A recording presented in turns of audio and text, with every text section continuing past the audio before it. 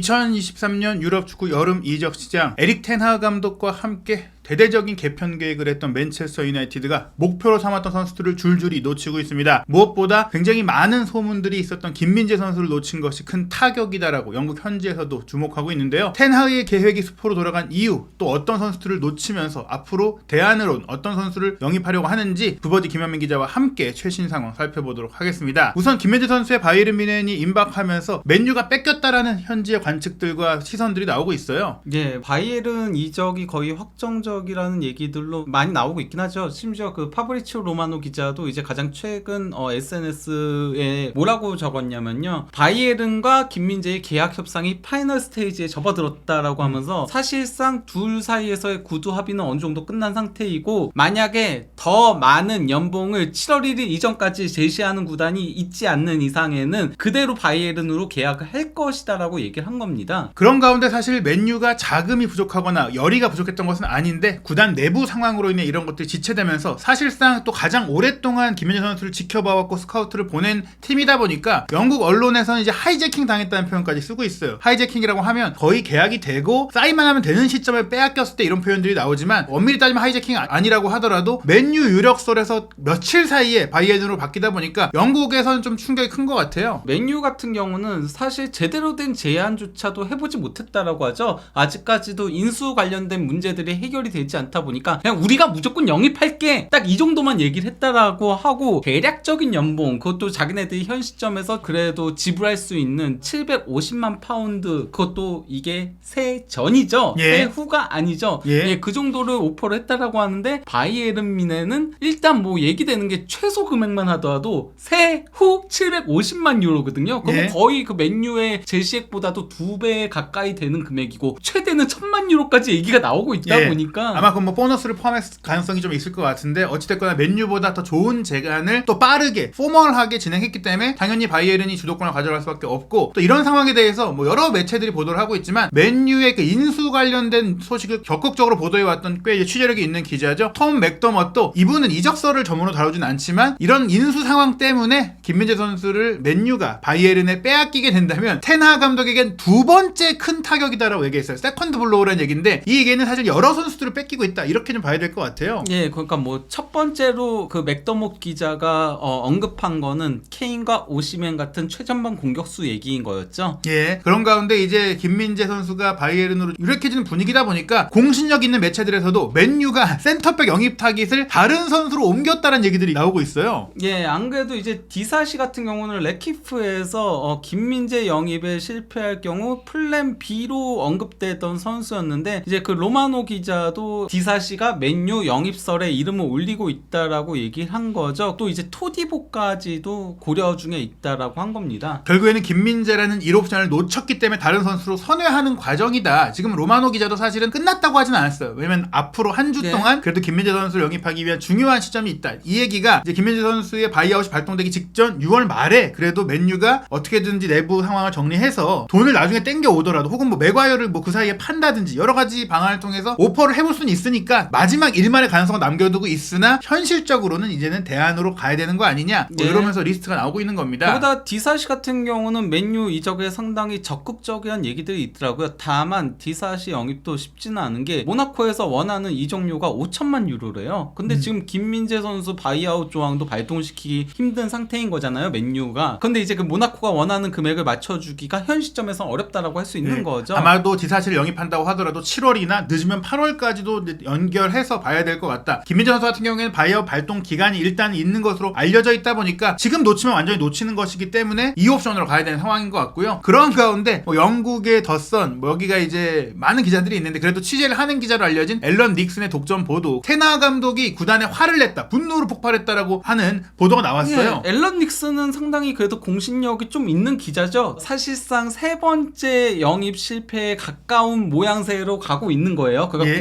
공격수, 그 다음에 김민재, 그 다음에 이제 라이스까지 세 번째인데 엄밀히 따지면은 가장 중요했던 게 최전방 공격수, 그 다음에 수비형 미드필더, 그리고 이제 센터백이 어떤 의미에선 가장 옵션 부분에서는 뒤에 해당했었는데 지금 이제 라이스까지 놓치게 되면 이건 상당히 큰 타격이라고 할 수 있는 거죠. 원했던 포지션에 1옵션을 줄줄이 놓치고 있다. 그러면 당연히 감독이 화가 날 수밖에 없어요. 뭐 처음에 케인이 안 된 건 뭐 그렇다 쳐. 뭐 토트넘의 자세도 그렇고 뭐 계약의 문제, 협의의 문제 이런 것들이 있으니까 뭐 어쩔 수 없다라고 이해했는데 그래도 김민재는 되겠지 싶었으나 요것조차도 갑자기 바이에른이 적극성을 띠면서 빼앗기는 모양새가 됐고 여기에 미드필드만큼은 이제 데려올 수 있지 않을까 뭐 이런 네. 생각들을 했는데 그것조차도 안 되고 3번이나 안 되면 솔직히 이제 아무리 참을성이 좋아도 화가 나지 않겠습니까? 무엇보다도 이제 그 수비형 미드필더 보강은 테나우 감독이 가장 중요시 여겼던 부분이었죠. 그래서 이제 지난 여름부터도 더용을 그렇게 영입하려고 노력을 하기도 했었고요. 근데 이제 사실상 더용 영입이 이제는 힘들어진 상태잖아요. 테나우 감독이 다음 옵션으로 생각했던 게 라이스 영입이었던 거였는데 라이스 같은 경우도 현재로서는 아스널 이적이 매우 근접하다라는 보도들이 나오고 있죠. 아스널이 라이스와 하베르츠 영입을 동시에 성사를 시킬 것이라는 얘기들이 현재 계속 나오고 있습니다. 사실 뭐 케인도 그렇고 김민재 선수도 그렇고 라이스도 그렇고 적극적인 이제 경쟁자가 없는 상황이라면 좀 시간을 기다려서 선수단을 정리한다거나 인수를 기다린다거나 해서 7월이나 8월에 협의할 수 있었다면은 맨유에게도 기회가 있었겠지만 이런 선수들은 다른 팀들도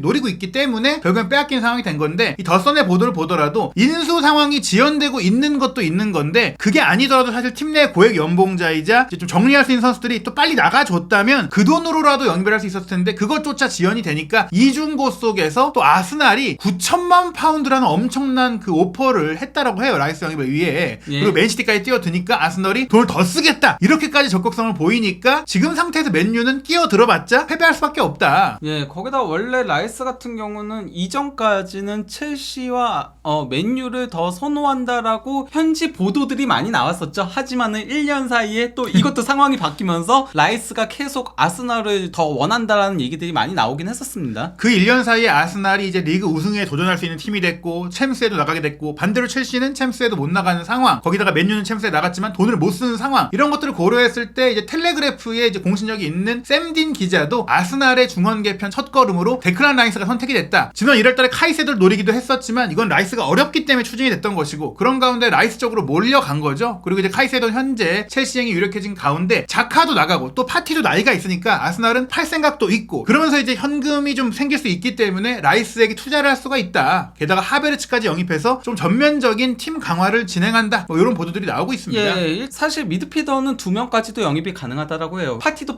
매각을 하려고 하고 있고 자카 같은 경우는 현재 레버쿠젠 이적이 매우 유력하다는 얘기들이 나오고 있잖아요. 다만 이게 오피셜이 뜨지 않고 있는 이유는 레버쿠젠 쪽에서 다른 선수 영입할 때 조금 미리 자카 영입이 확정되고 나면은 협상에서 조금 문제가 발생할 수 있는 것 때문에 발표를 현재 안 하고 있다는 얘기들이 상당히 많이 나오고 있어요. 심지어 자카가 레버쿠젠 합류하기 위해서 연봉까지도 일정 부분 깎았다라고 하더라고요. 예. 그 정도로 그 사비 알론소 감독이랑 굉장히 같이 하고 싶나 봐요. 예. 자카 파티 2명이나 주전들이 나가는 거니까 그래서 미드필더 2명을 영입할 가능성이 상당히 높다라는 얘기들이 나오고 있고 하베르츠 같은 경우는 그동안 이제 사카의 백업 자체가 아예 없었잖아요. 그렇죠. 아스날이. 그래서 뭐 무사디아비 영입을 한다 뭐 이런 얘기들도 있고 했는데 아마도 하베르츠는 최전방까지도 뛸 수 있으니까 결국 하베르츠 쪽을 선회하게 된 것 같긴 해요. 예, 그런 가운데 이제 맨체스터 유나이티드 쪽의 소식을 보면은 맨유가 할 수 있는 건 지금 현금이 없기 때문에 웨스트햄 쪽에다가 뭐 모예스 감독도 있고 하니까 선수 몇 명을 좀 줘서 거기 현금 좀 포함해서 예. 제시할 수 있다는 얘기도 있는데 가장 대표적으로 뽑힐 수 있는 선수가 메가이어죠. 왜냐면 예. 메가이어가 웨스트햄 이적설에 이름을 오르내린 적이 있긴 하니까요. 예. 하지만은 웨스트햄이 그런 걸 받아줄 리가 없긴 하죠. 예, 아스날이 이미 엄청난 현금을 제시하고 있는데 굳이 맨유의 그 선수 포함 딜을 받을 이유가 없다. 거기다가 연봉 감당하기도 쉽지가 않고요. 예, 여러 가지로 뭐 가능성을 제로라고 말씀드릴 수는 없겠지만 어렵다. 그런 가운데 이제 BBC가 보도한 게 맨유가 애초에 또 미드필드 보강을 위해서 메이슨 마운트랑도 이제 접촉을 했었잖아요. 네. 근데 이거는 첼시가 깠다. 그리고 맨유도 4천만 파운드 비드가 이제 거절당한 이후에는 높일 생각이 없다라는 보도가 나오면서 이건 최종 결렬이 된 것 같아요. 네, 물론 메이스 마운트가 첼시가 이제 챔피언스리그 우승하거나 또 지난 시즌까지는 굉장히 좋은 활약을 펼쳤잖아요. 하지만 네. 이번 시즌은 망한 시즌인데 7천만 파운드를 요구하는 거는 너무 큰 금액이고 이거는 빠지는 게 낫다라고 봐요. 거기다가 맨유가 마운트 포지션이 그렇게 급한 건 아니거든요. 거기는 뭐 일단 부패도 있고 또 이제 에릭센도 뛸 수 있기 때문에 에릭센이 아직은 건재한 상태에서 당장 급한 영입은 아니니까 있으니까 예, 마운트는 못 빼는 게 맞다라고 보입니다. 예, 그리고 같은 이유로 케인에 대해서도 이제 영입이 어렵다. 왜냐? 둘 다 같은 조건이에요. 1년 남았어, 계약이. 그러면 좀 깎아서 주면은 영입해볼 만한데 첼시와 토트넘 모두 엄청난 돈을 요구하고 있다 보니까 결국엔 어렵다. 물론 토트넘은 돈을 요구하진 않아요. 안 팔겠다는 생각이지. 어찌됐거나 이게 어려우니 비슷한 보도가 가디언에서도 나왔어요. 맨유가 마운트에 이어서 해리 케인 영입도 철수했고 또 하나 흥미로운 게 테나 감독도 이 부분에 있어서는 현실적이어야 된다는 걸 받아들였다. 네. 그렇게 보도를 하면서 결국에는 모든 포지션의 1옵션들은 무산이 됐고 디애슬레틱에서 그래서 이제 케인이 완전 무산된 현 시점에 대안이 될 수 있는 공격수들을 언급을 했거든요. 오시맨하고 이제 케인은 아웃이 됐다라고 얘기했어요. 예. 그 오시맨 같은 경우도 똑같이 케인처럼 천문학적인 이적료가 들기 때문에 사실상 현 시점에서는 철회한 상태다. 그래서 이제 대안으로 나오는 선수들이 아틀란타의 회이룬과 그리고 또 이제 벤피카의 곤살로 하무스와 에스턴 빌라의 와킨스가 얘기들이 나오고 있는데 이들 역시도 지금 거론되는 이적료가 엄청 비싸요. 예. 그러니까 현재로서는 맨유가 오퍼조차 해보기 어려운 게 사실입니다. 결국에는 이 선수들조차도 인수가 되고 자금이 들어와야 움직일 네. 수 있다. 다만 앞서 말씀드린 선수들은 너무 비싸거나 경쟁팀들이 있기 때문에 그냥 포기할 수밖에 없는 상황인 거예요. 그렇기 때문에 뭐 회이룬, 하무스, 와킨스, 맨유 팬들의 성에 안 차겠지만 또 현재 시장 상황이 이 선수들조차 싸게 될 수 없는 상황이니까 맨유는 현재 아마 다음 시즌을 준비하는 게 이 옵션들로 준비해야 되고 그것도 싸게 준비할 수가 없다. 네. 그야말로 거의 뭐 아직 완료된 건 아니지만 실패한 이적 시장이라고까지 봐야 되지 않을까요?